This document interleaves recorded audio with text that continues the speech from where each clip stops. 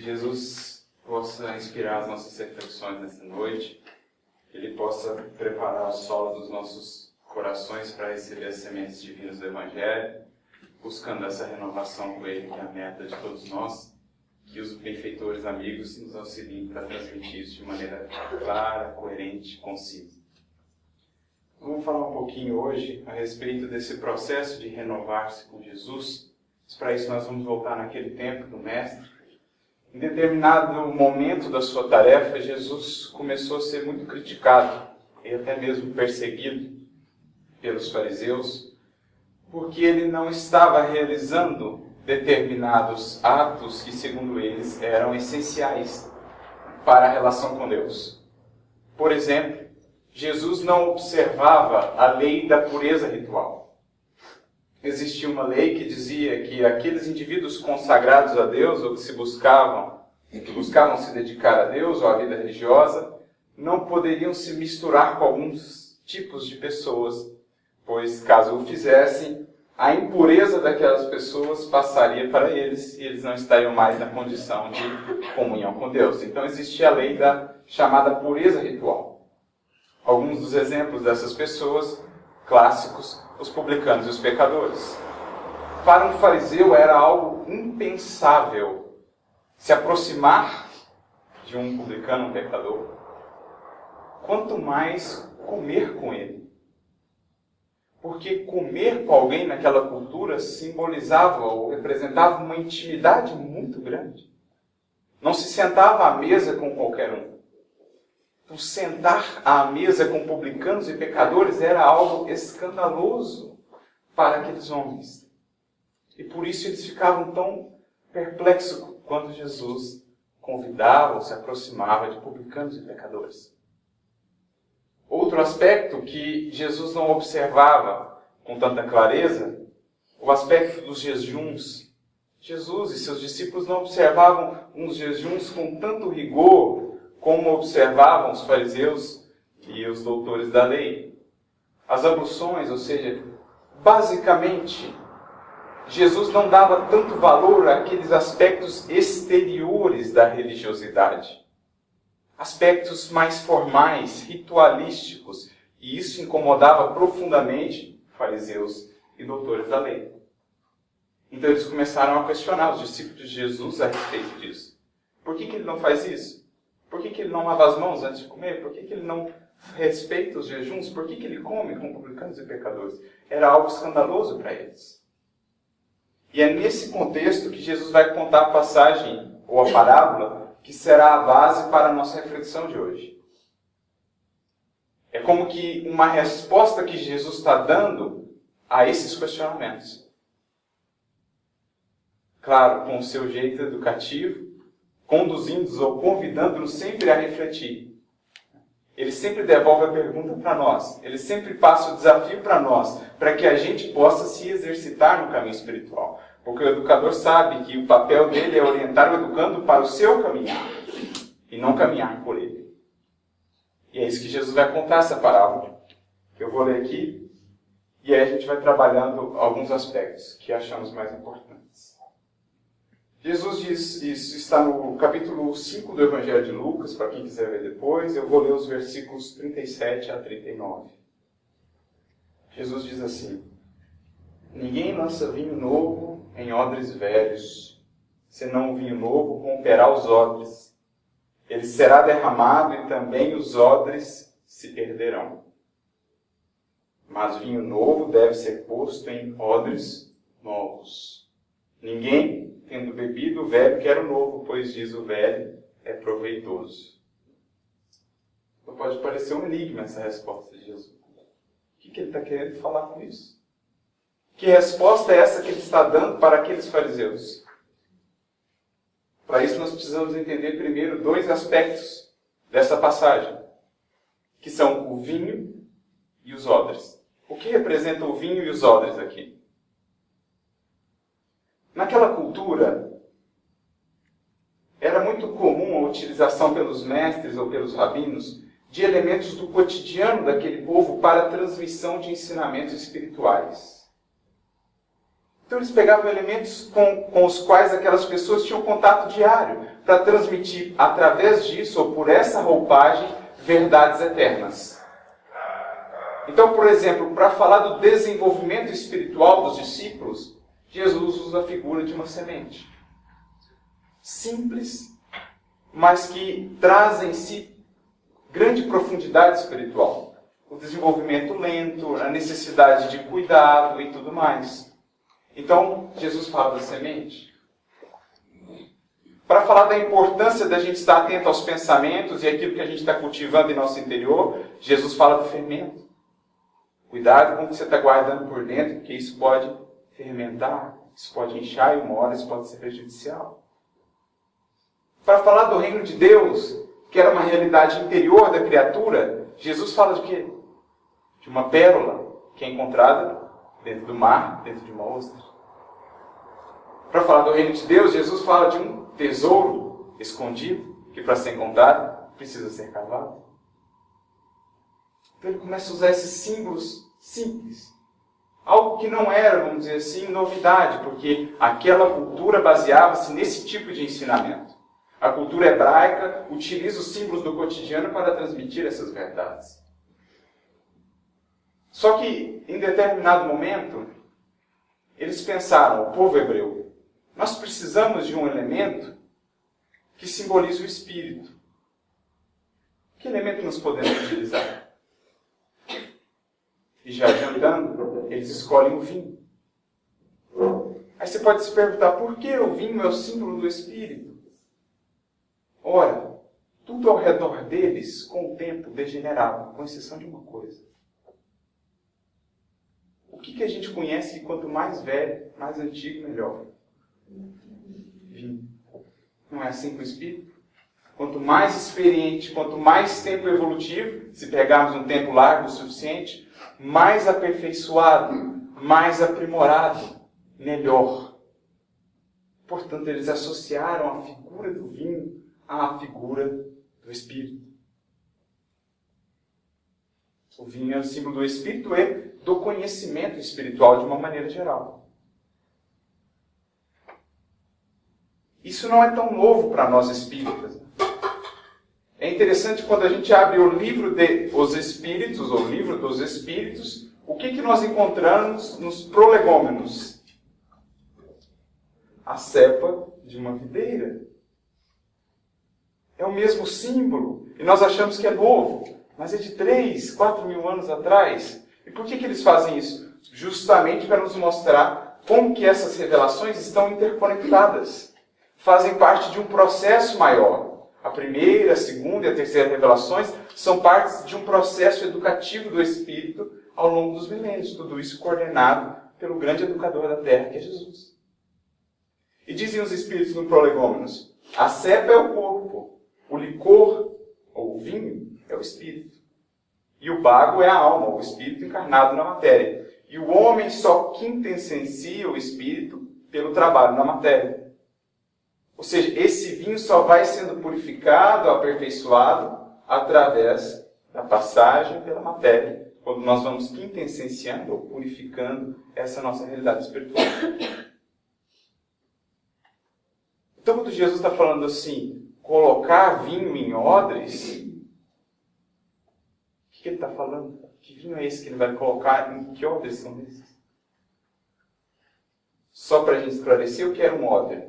Um odre era uma embalagem de couro, feita de couro de animal, utilizada para transporte de líquidos. Água, vinho, enfim, o que fosse. Então nós temos um vinho que está sendo transmitido, derramado, e alguma coisa que é o receptáculo deste vinho. Quem são os odres aqui? Nós mesmos. O vinho é o conhecimento espiritual que nos chega. E os odres somos nós que recebemos esse conhecimento espiritual. Quando nós entendemos isso, outra passagem de Jesus ganha uma nova luz para nós. Quando Jesus transforma a água em vinho. Lá substituamos os odres pelas bilhas. Essas bilhas estavam cheias de água. E Jesus transforma a água em vinho. Lembrando que naquele contexto, como diz Kardec lá no capítulo 3, o no capítulo 4 do Evangelho segundo o Espiritismo, a água era o símbolo da matéria, ou da materialidade. Porque ela está associada ao próprio processo de encarnação. Nosso corpo é 70% água, até mais. Quando nós encarnamos, nós voltamos à água. Enfim, a água para os antigos era o símbolo da realidade material. E Jesus, ao toque de Jesus, vamos aos poucos passando da água para o vinho, literalmente, né? Aos poucos nós vamos passando da vinculação plena à matéria, que é a condição de espíritos ainda no primitivismo, e vamos aos poucos ganhando em espiritualidade. Ao toque de Jesus, passamos da água para o vinho. Veja como várias passagens do Evangelho vão ganhando em entendimento, a partir do entendimento desses aspectos daquela cultura. Então a gente começa a entrar aqui no ensinamento de fato, a resposta de Jesus. Olha, eu estou trazendo aqui um vinho. Mas para que esse vinho possa ser benéfico para aqueles que o recebem, os odres, é preciso que aconteça alguma coisa. O quê? Os odres têm que se renovar.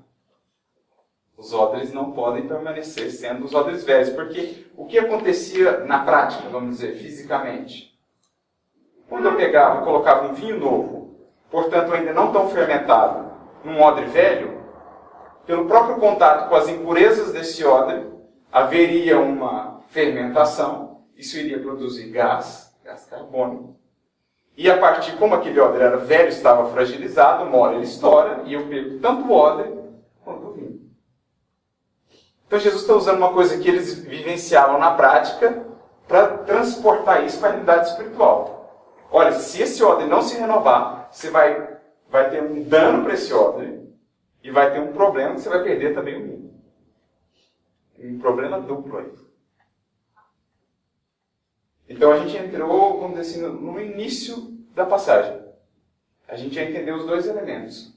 O vinho representa, então, o ensinamento que Jesus vem nos trazer. O conhecimento espiritual que o Evangelho nos traz. E o odre representa nós, cada um de nós, ou o nosso coração, enfim, o receptáculo desse conhecimento. Isso é tão interessante que quando a gente percebe isso mais profundamente quando a gente volta, por exemplo, ao texto grego.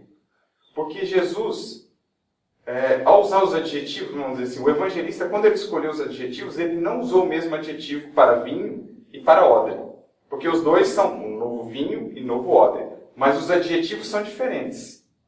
No caso do vinho, o adjetivo é neos, que significa novo no sentido de tempo. Então, um conhecimento novo que não havíamos recebido chegou para nós. Novo vinho. Só que aqui que está o detalhe. No caso do odre, ele não usa o mesmo adjetivo. Ele usa um adjetivo em grego chamado kainos, que significa novo, mas no sentido de qualidade, e não de tempo. Ou seja, o que ele está falando na verdade? É como se ele estivesse dizendo assim, é o mesmo odre, só que esse odre se aperfeiçoou. Ele mudou a sua qualidade, ele se aprimorou. Não é um odre novo que está recebendo, no sentido de algo que diz assim, um novo odre que chegou ali, mas o mesmo odre que se tornou novo a partir do aperfeiçoamento. É aquela ideia que nós temos em Paulo do novo homem, do velho e do novo homem. Não é uma nova pessoa, mas é a mesma pessoa com uma característica nova, aperfeiçoada, aprimorada. Então isso fica evidente pelo texto grego. Jesus está falando, olha, esse odre aí são vocês. E esse vinho é a minha doutrina. Mas aí a gente fica pensando, o que Jesus está querendo dizer no fundo com isso? O que é esse estourar dos odres? E perder o vinho? O que pode acontecer conosco se a gente recebe esse vinho e não está disposto à mudança? O que ele quer dizer com isso? Confesso que eu tinha dificuldade para entender essa passagem de Jesus. Eu ficava pensando, o que é esse estourar dos odres? O vinho chega e estoura. A mensagem de Jesus chega na nossa vida e acaba prejudicando ao invés de ajudar. Até que, não muito tempo atrás, eu entrei em contato com a obra de um grande psicólogo americano, de Harvard. Em 1950, ele lançou um livro chamado o indivíduo e suas religiões. E lá ele trouxe, o que depois nós atualizamos, ele trouxe o que nós chamamos de orientação religiosa. Ele apresentou esse conceito pela primeira vez. No seu primeiro livro, esse de 1950, ele apresenta 2 tipos de orientação religiosa. Ele diz que existe a orientação religiosa madura e a imatura. Depois, em 1967, ele atualizou esses termos para orientação religiosa, a madura é a intrínseca, e orientação religiosa extrínseca, a imatura. 1967, ele atualizou. E nas suas pesquisas, o que ele percebeu? Que tipo de orientações eram essas? E quais as consequências associadas a cada uma dessas orientações? Então ele passou a perceber que o indivíduo de orientação religiosa extrínseca ou imatura é aquele que vê na religião meios de alcançar benefícios para si próprio aqui e agora. Então ele está interessado na religião para buscar benefícios para ele, sejam sociais, sejam financeiros, sejam políticos, enfim. Ele quer utilizar a religião como meio de ascensão aqui e agora na Terra. Ascensão na matéria, buscando as coisas, os interesses da matéria. Essa orientação é extrínseca. Ou seja, o próprio nome já diz, ele está muito mais preocupado com os aspectos exteriores da religiosidade do que os aspectos interiores em si. Então, às vezes, ele frequenta, participa, mas é tudo, vamos dizer assim, aparência. Não há qualquer espécie de renovação intrínseca, interior. É mais ou menos assim, ele quer receber o vinho novo, mas ele quer ser odre velho. Ele quer continuar sendo odre velho. Religiosidade extrínseca. Aquela religiosidade em que se dá mais atenção aos aspectos rituais, aos formais, e menos aos aspectos de renovação. Ou seja, era o que faziam os fariseus. Preocupados com o jejum, preocupados com pureza ritual, mas não estavam preocupados com a sua renovação. Como dizia Jesus, sepulcros caiados, brancos por fora, cheios de rapina, de podridão por dentro. Então essa é a orientação religiosa extrínseca. E o que ele percebeu? Que os indivíduos que buscavam essa orientação, associados a isso, estavam alguns comportamentos danosos para o indivíduo e para aqueles que conviviam com ele. Por exemplo, preconceito. Havia uma tendência muito maior de existência de preconceito com outras religiões nesse tipo de indivíduos. Porque eles achavam que a experiência religiosa só podia ser vivida da maneira, vamos dizer, com as práticas formais deles. Então eles não conseguiam entender que a outra religiosidade pode ser um caminho de ascensão, de transformação espiritual. Então os indivíduos eram mais preconceituosos. Os indivíduos eram mais fanáticos. Os indivíduos tinham comportamento muitas vezes mais hipócritas. Então uma série de comportamentos negativos associados a esse modelo de religiosidade. Algo que fazia mal a eles mesmos. Por exemplo, esse tipo de religiosidade está mais associado aos indivíduos que, ao entrar numa religião, acabam incorrendo num processo de culpa muito grande. Porque passam a ver Deus como um carrasco, como apenas um juiz. Não vão nesse mergulho interior de transformação, então tem um aspecto que os faz mal a partir da religiosidade. Por outro lado, quem são os intrínsecos? A gente já pode deduzir pelo que falamos. Os intrínsecos são aqueles para os quais o aspecto central da religião é a sua transformação. Eles não buscam a religião para ganhar benefícios aqui na Terra. Eles buscam a religião como caminho de transformação espiritual, de renovação, de mais paz, felicidade. Então ele resume no seu livro: os extrínsecos usam a religião, os intrínsecos a vivenciam. E o que ele percebeu? Esses intrínsecos tinham muito mais tolerância e abertura para outras religiões. Porque entendiam que o que importa não é o exterior, o que importa é o interior. Esses intrínsecos tinham uma melhora a partir da vivência religiosa, em todos os indicativos. Porque o que ele percebeu na pesquisa também, e o que nós temos percebido hoje, porque essas orientações são a base que nós usamos hoje para quase todas as pesquisas envolvendo a influência da religiosidade na vida do indivíduo. Em Juiz de Fora, por exemplo, nós temos o NUPES, que é o Núcleo de Estudo e Pesquisa, Núcleo de Pesquisa em Espiritualidade e Saúde, fundado na Universidade Federal de Juiz de Fora, coordenado pelo Dr. Alexandre Moreira, que é psicólogo, formado em mestrado e doutorado na USP. E ele tem feito, ou pelo menos ele tem congregado, vários dos estudos que têm sido feitos no mundo, analisando como a religião influencia na vida do indivíduo, ou a religiosidade. Em diversos indicativos. Por exemplo, como a religiosidade ajuda na prevenção, combate ao suicídio, a depressão, a ansiedade e vários fatores.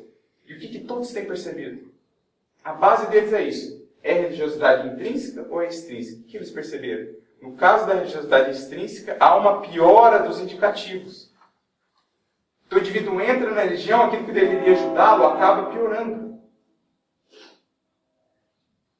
Por quê? Ele passa a se sentir culpado, ele vê Deus como um carrasco, ele não consegue a transformação, ele fica preso ao aspecto exterior, e ao invés de ajudar, ele conseguir uma melhora na qualidade de vida, pior.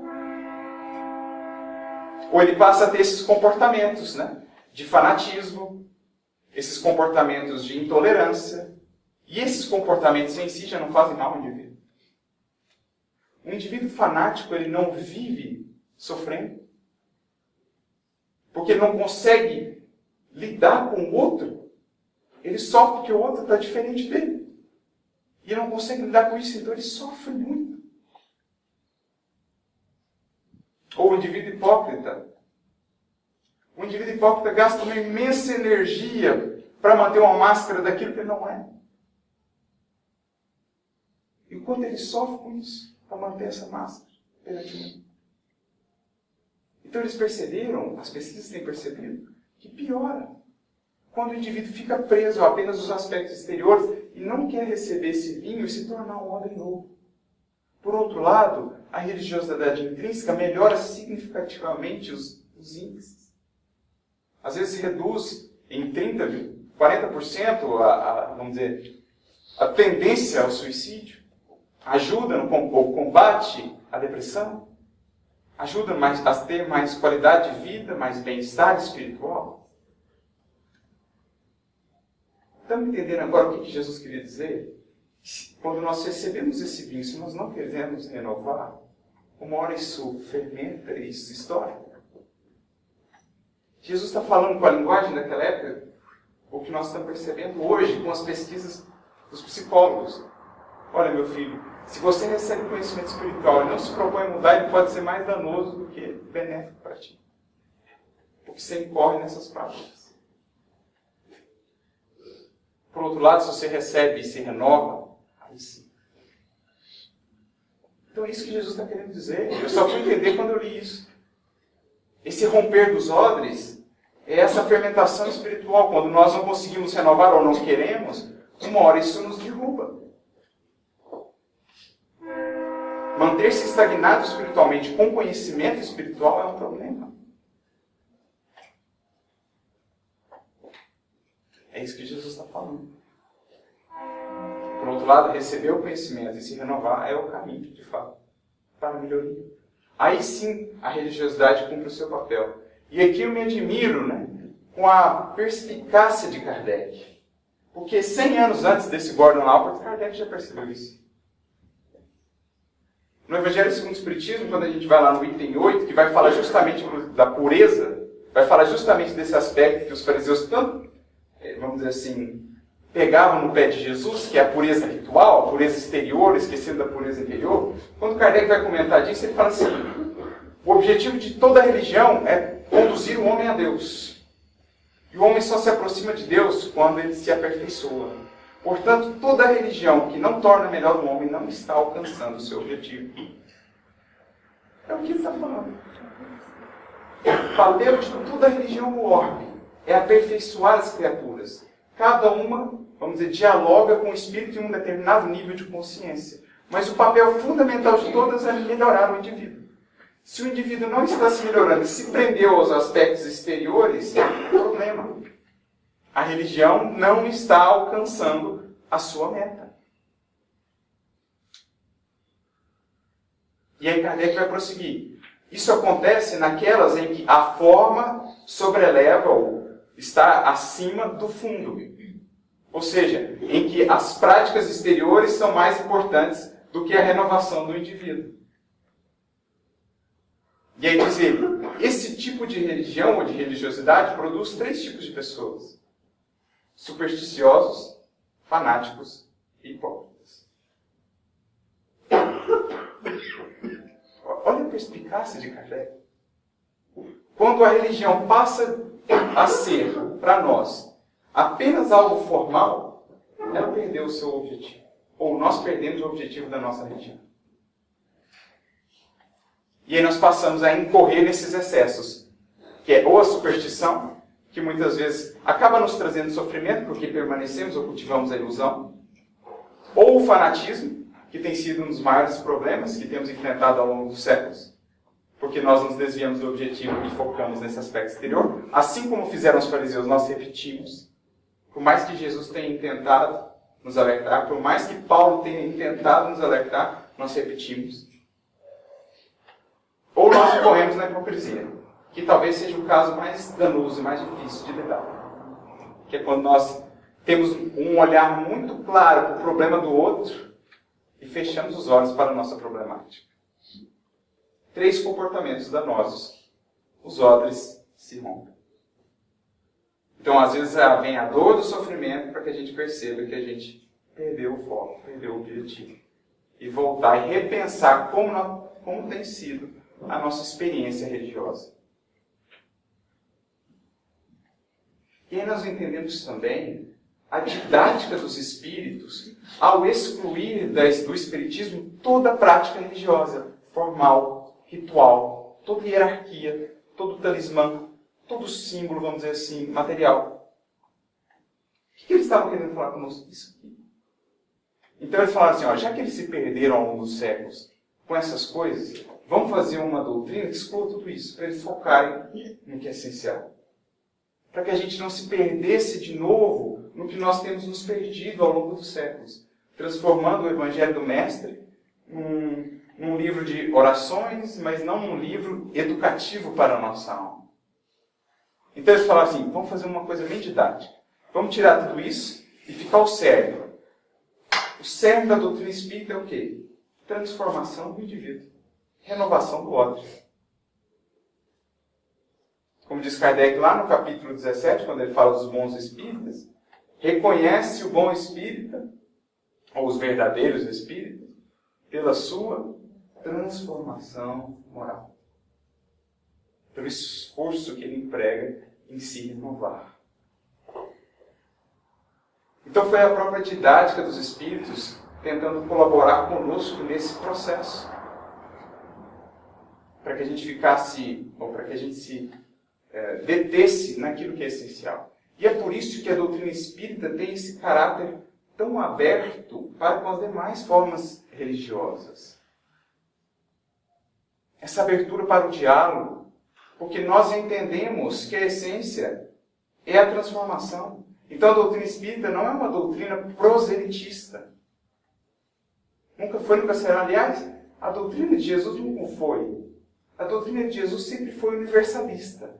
Nós é que criamos barreiras para impedir que os outros tivessem acesso a ela. Como dizer assim, para chegar a Jesus você tem que passar por nós. Nunca foi assim, ele sempre disse que estava para todos. Jesus nunca foi o chefe de uma religião, nós o que tornamos o chefe de uma religião. A proposta para um espírito crístico descer de lá e estar aqui conosco é apresentar um modelo de vida pautado nas leis divinas. Mas claro, ele sabia que com toda a nossa problemática existiria esse desvio. Por isso ele prometeu um Consolador que viria nos colocar de volta no caminho que havíamos perdido. Por isso o Espiritismo é o cristianismo redivivo, voltando à simplicidade, à pureza da origem. Seguir a Jesus não é buscar apenas o aspecto exterior, não é colocar a túnica ou se dizer cristão. Seguir a Jesus é submeter-se à disciplina dele, à proposta doutrinária que ele nos trouxe. Aliás, isso é ser discípulo. Discípulo vem de disciplina, submeter-se à disciplina de alguém. Ser discípulo de Jesus, portanto, é abraçar a disciplina que ele nos propõe. Essa disciplina de renovação. Então esse é um aspecto que a gente queria trabalhar.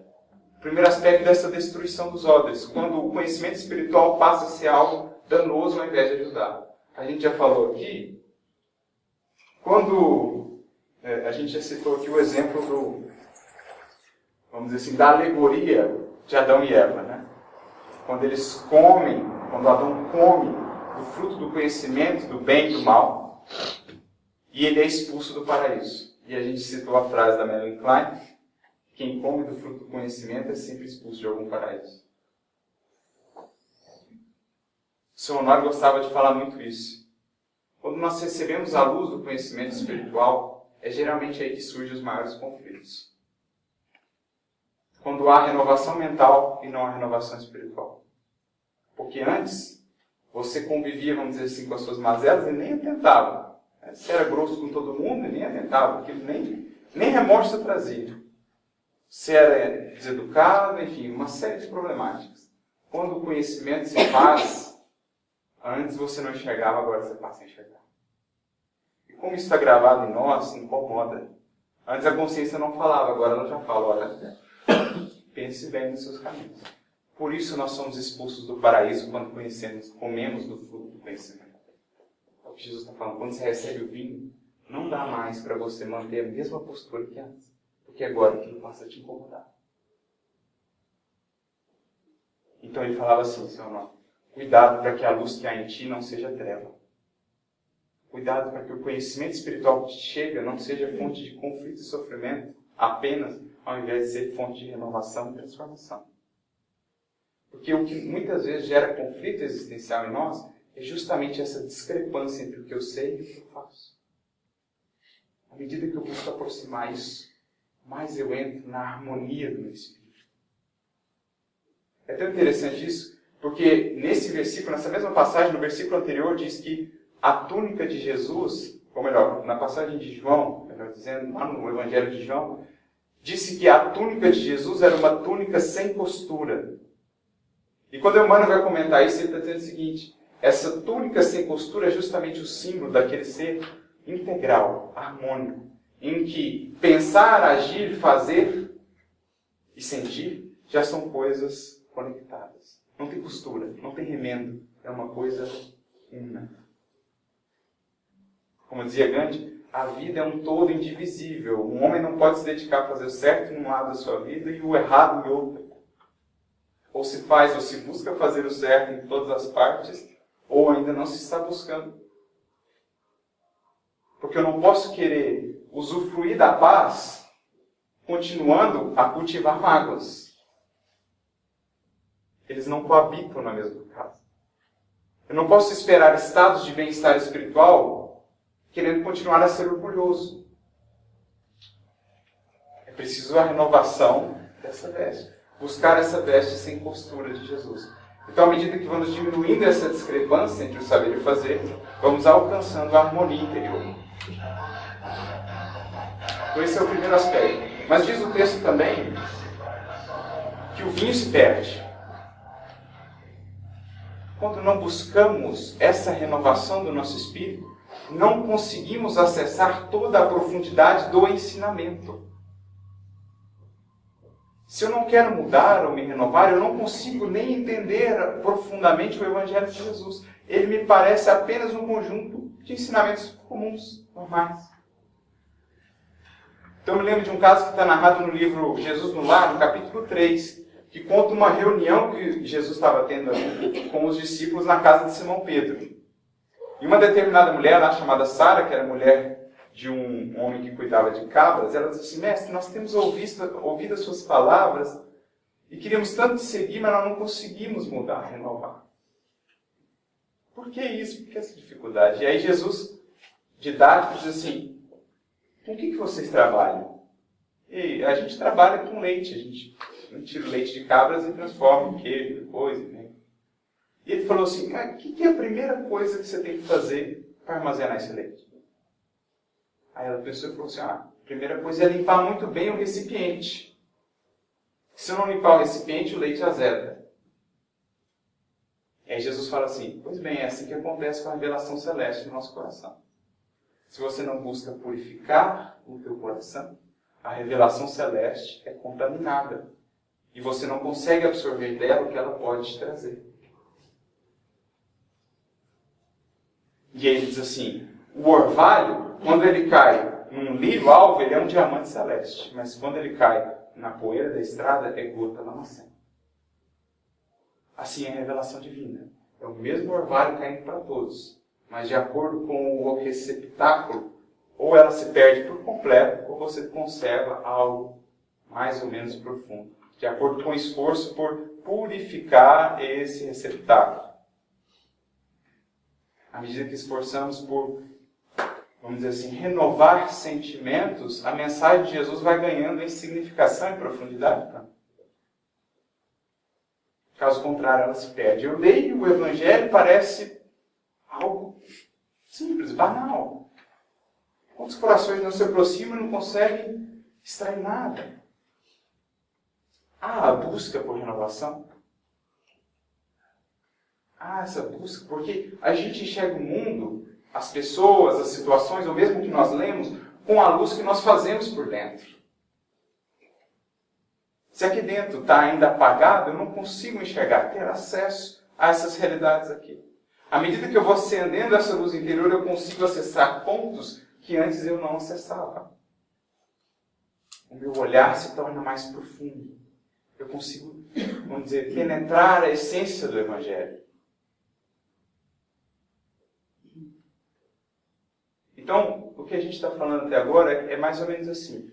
É como se nós estivéssemos numa casa, a nossa casa interior. Está tudo desarrumado lá dentro e as luzes estão apagadas. O conhecimento vem, o que ele faz? Acende a luz.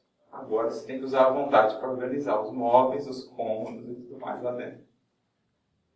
Só que o que acontece muitas vezes, quando acende a luz, a coisa está tão feia que a gente apaga e sai correndo. É que muitas pessoas falam, parece que depois que eu comecei a estudar a coisa piorou. Começa a ficar tudo mais complicado, parece que os conflitos começam a somar. Mas é mais ou menos aquela ideia. Antes o lago parecia muito belo, mas você remexeu lá no fundo, aí subiu. Subiu o lodo. E se a gente não tem a coragem de olhar, a gente vai permanecendo na mesma postura, continuando a ter as mesmas fontes de sofrimento e dor. Então o conhecimento acende a luz. E aí vem a vontade, atuando na renovação. Tem um personagem do Evangelho que viveu essa transição de uma religiosidade extrínseca para uma religiosidade intrínseca. Inclusive, ele foi apelidado de o vaso escolhido. Então, antes ele era um vaso que recebeu o conhecimento, mas queria ser o vaso velho. É interessante isso, né? Porque a gente pega Paulo e Estevão. Dois vasos. Dois vasos que receberam o mesmo vinho. A primeira revelação. Um virou Estevão, a gente sabe. O outro virou Saulo. Dois vasos, o mesmo vinho, a primeira revelação. Dois resultados completamente diferentes. Por quê? Estevão, religiosidade intrínseca. Saulo, no início, religiosidade extrínseca. Por quê? O que mais importava para Paulo?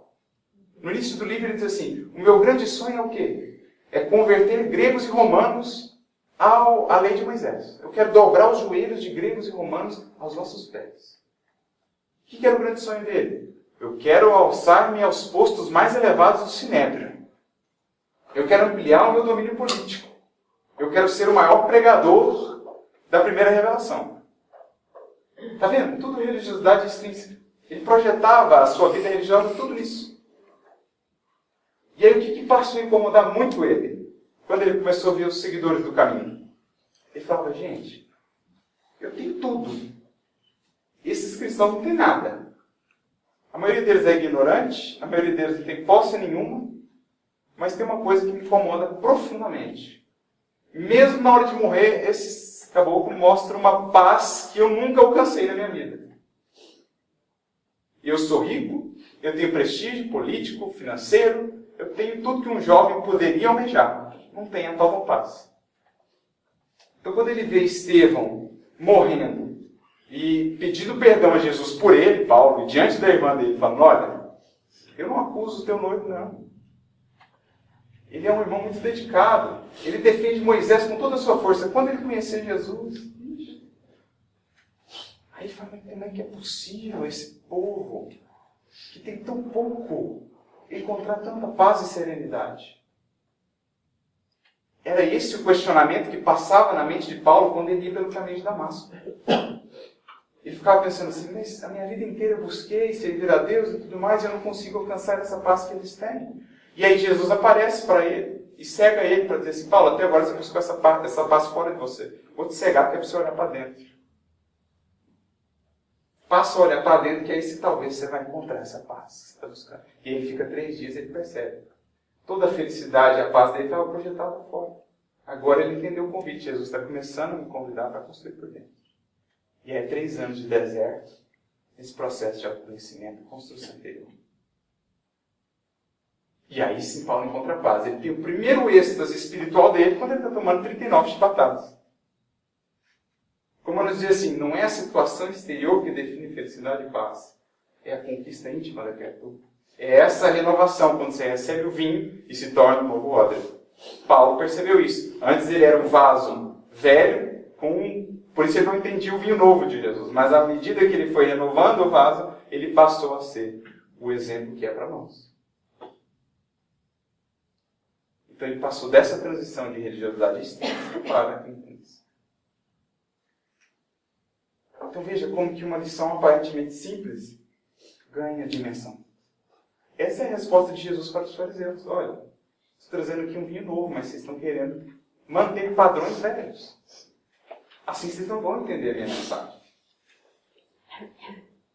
Como diz no final, o velho é proveitoso. Vocês estão muito apegados a isso. É preciso buscar um novo vinho. Mas para isso a gente tem que ter a vontade em ação. Porque o que é mais difícil não é a mudança em si. O que é mais difícil é a resistência que nós temos à mudança. Buda dizia, né? A mudança é fácil, a resistência à mudança é que não. E é engraçado que a gente acha assim. Buscando exercitar o perdão, a humildade, a gente acha que a gente vai sofrer. E aí a gente evita. Mas a gente não percebe que a gente está sofrendo muito mais não buscando perdão, humildade. A gente acha que vai ficar ileso permanecendo onde estamos. E a gente acha que vai sofrer buscando a mudança. E a gente fica aqui e está sofrendo muito mais do que se a gente abrisse a mudança. Então essa é a mensagem. Agora eu gostaria de fazer uma leitura comentada, de um capítulo do livro Os Mensageiros, capítulo 1, cujo título é Renovação. Os Mensageiros é o segundo livro de André Luiz, e ele estava passando justamente por esse processo de mudança.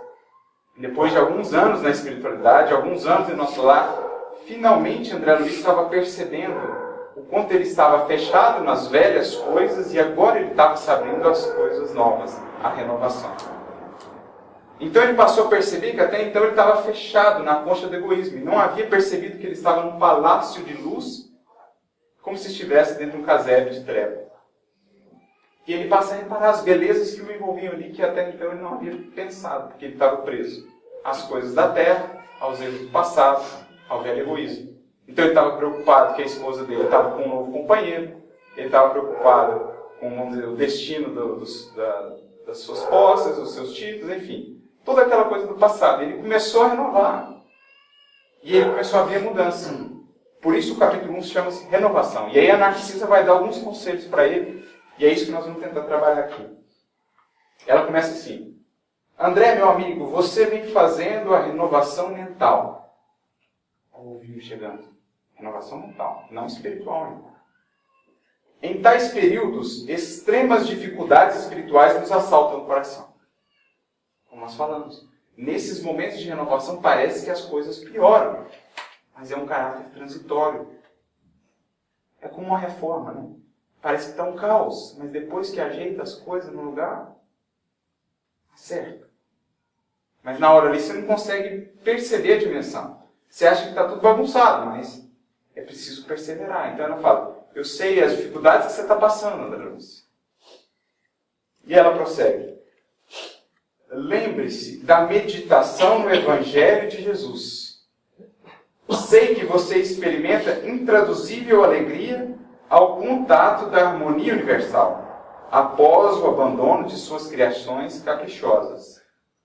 Mas reconheço que, ao lado das rosas do júbilo, defrontando os novos caminhos que se descerram para sua esperança, há espinhos de tédio nas margens das velhas estradas inferiores que você vai deixando para trás.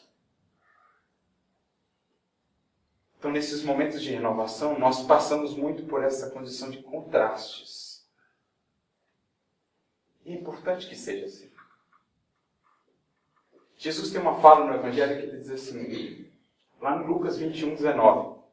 Com a vossa perseverança ganhareis as vossas almas. A perseverança é a moeda com a qual nós vamos ganhando as nossas almas. Sem a perseverança e a paciência no caminho espiritual, não se constrói nada em termos de virtudes. E o que nós temos percebido, sobretudo no mundo moderno, nesse mundo de velocidade? As pessoas acham que vai ser com a mesma velocidade que elas vão avançar no caminho espiritual. Porque no mundo de hoje nós alcançamos tudo, num piscar de olhos. Quase tudo que você quiser comprar, você alcança em um dia. Aí você acha que desenvolver paciência, você vai dormir impaciente e vai acordar paciente. Aí vem a frustração, e aí vem a desistência. Porque a gente acha que o que vale aqui nesse mundo é o que vale para as virtudes, mas não é assim. Não existem lojas de virtudes. Ou se alguém souber, avise-nos. Mas não existem lojas de virtudes. É pela perseverança que se constrói virtudes. E para construir virtude, eu preciso da tribulação ou da dificuldade. Porque é muito fácil ser virtuoso longe da dificuldade. É muito fácil ser paciente no mosteiro, vivendo com vários monges que ficam o dia inteiro meditando. Agora, você fica fazendo a prece, pedindo a Deus paciência. Aí você sai da sua casa, tem um cara te fecha no trânsito. Você não pediu paciência? Está aí a oportunidade de construir mais um tijolinho da paciência. É assim que se dá. Mas o que a gente mais tem visto é corações que se desiludem porque não veem resultados, vamos dizer assim, imediatos. Mas, gente, a gente precisa raciocinar como espíritos imortais. Essa construção não é a construção de uma encarnação. São construções para a eternidade, por isso demandam tempo e esforço. E sem perseverança não construímos nenhuma outra das virtudes. É interessante até que a palavra perseverança no grego significa também paciência. Então vai juntar as duas. Né? Paciência e perseverança. Porque paciência não é uma virtude passiva. Ela é muito ativa. A gente acha que paciência é simplesmente ficar parado e deixar as coisas passarem e acontecerem. Não, paciência é fazer o máximo e entender que, feito o máximo, o tempo deixa com Deus. Então é isso. Tem esses contrastes para exercitar a nossa perseverança. Se nós realmente queremos isso. Mas aí ela prossegue. Seu coração é uma taça. Olha o ódio aqui. Iluminada aos raios do alvorecer divino, mas vazia dos sentimentos do mundo, que a encheram por séculos consecutivos. Então a gente precisa primeiro esvaziar a taça de sentimentos que nós temos enchido ao longo de séculos. Porque quem se aproxima do Evangelho com a taça cheia não há espaço para o vinho de Jesus. Então eu chego para o Evangelho de Jesus, mestre, eu quero mudar, eu quero essa paz que o Senhor promete, mas eu não quero mudar nada na minha vida. Está cheio, não cabe mais nada. E dá essa paz aí. Não é possível. E por séculos nós temos bebido de que vinho? Vinho proveitoso, que diz lá. Nós temos bebido do vinho do egoísmo. Nós temos bebido do vinho do orgulho. Nós temos bebido do vinho dos prazeres desregrados. Tudo mais. Se nós queremos renovar, é preciso, com a disciplina, esvaziar essa taça para que exista espaço para o amor, para o vinho de Jesus. É preciso estar disposto a abrir mão de certas posturas. Como falávamos na palestra que a gente fez sexta, recentemente estava na reunião mediúnica e um dos mentores se manifestou captando um dos pensamentos que é comum. Às vezes a gente vai para a reunião mediúnica perguntando assim na mente, né, como fazer agora? O que eu faço para alcançar esse equilíbrio, né, essa estabilidade? Mas ninguém falou. Mas eles captaram, né, a pergunta mental. E aí o mentor se manifestou dizendo assim, olha, vocês perguntam como, mas eu vou dizer para vocês que talvez essa não seja a pergunta certa, mais adequada. Estou usando as minhas palavras, não as dele. As dele são de profundo amor, doçura. Mas ele dizia, talvez não seja essa a pergunta adequada. Porque o como nós todos sabemos. Como ter uma vida de mais paz, felicidade, alegria e harmonia? O Evangelho de Jesus. Ama mais, perdoa mais, seja mais humilde, seja mais paciente. Todas essas coisas. Então, o como está claro. Aí ele diz, talvez a pergunta mais adequada seja, o quanto disso você tem buscado fazer? Porque aí você tira a responsabilidade de fora e joga para ti. Bom, se eu não tenho sido mais humilde, se eu não tenho tentado amar mais, compreender mais, perdoar mais, como eu vou esperar um resultado diferente?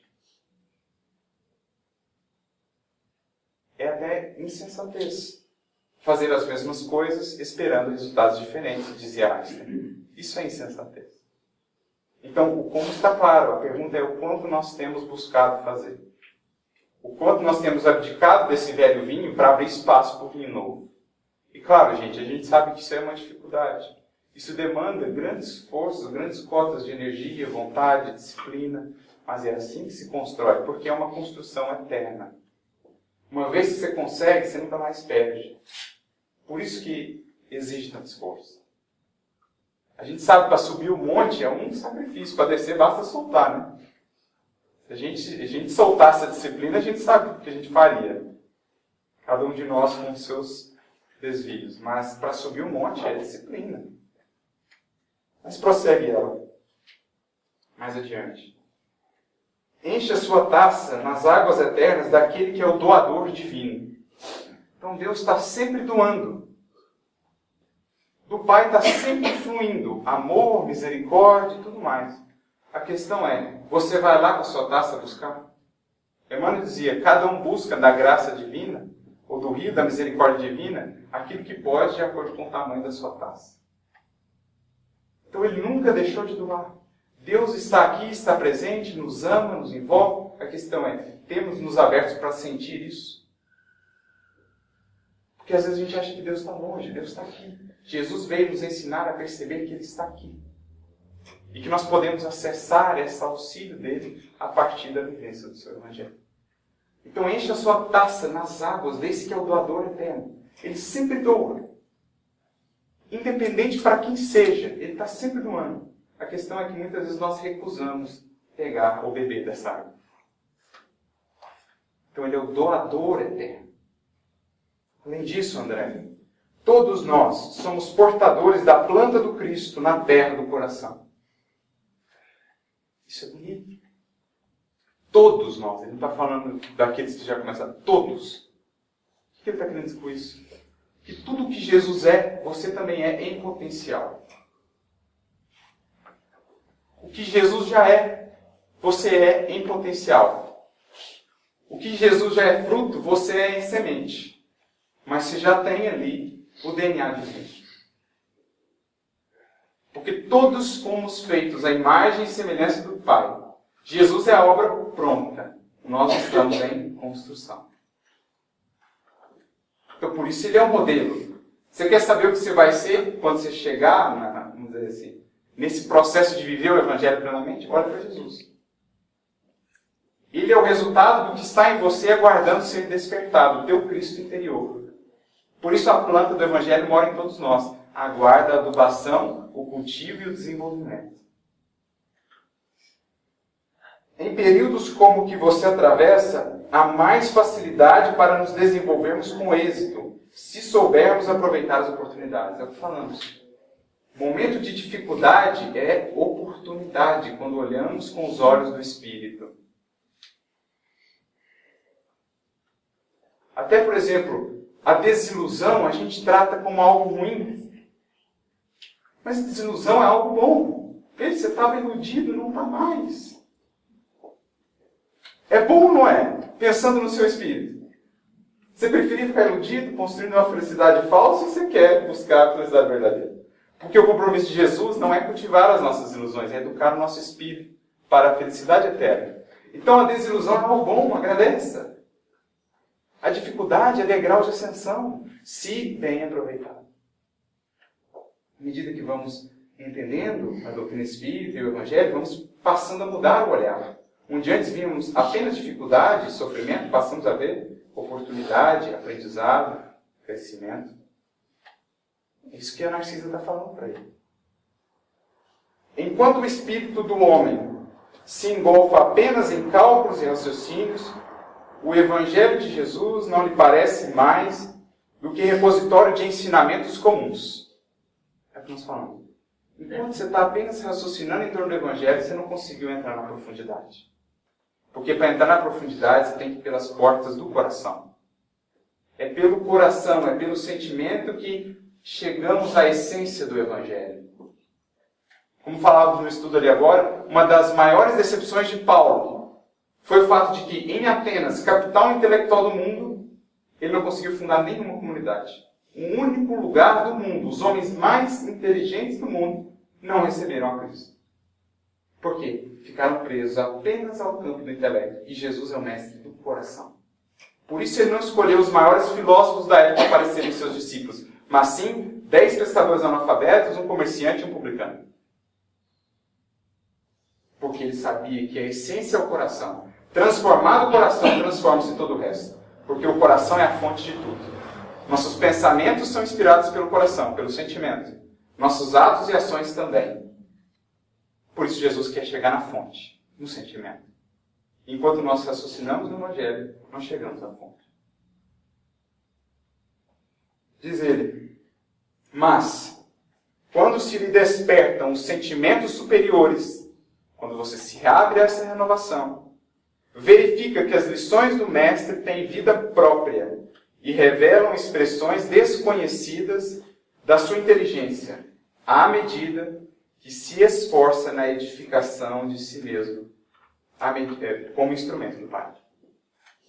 Veja, se o odre não se renova, o vinho se perde. Mas se o odre se renova, você passa a ver onde antes você não via nada. Você passa a ver o ensinamento de Jesus com uma beleza antes inimaginada. Quanto mais você se aprofunda na vivência, mais o Evangelho se torna algo grande diante dos seus olhos. É por isso que nós temos espíritos em esferas elevadíssimas da Terra que ainda permanecem estudando o Evangelho. O livro Os Obreiros da Vida Eterna, o espírito Asclépios.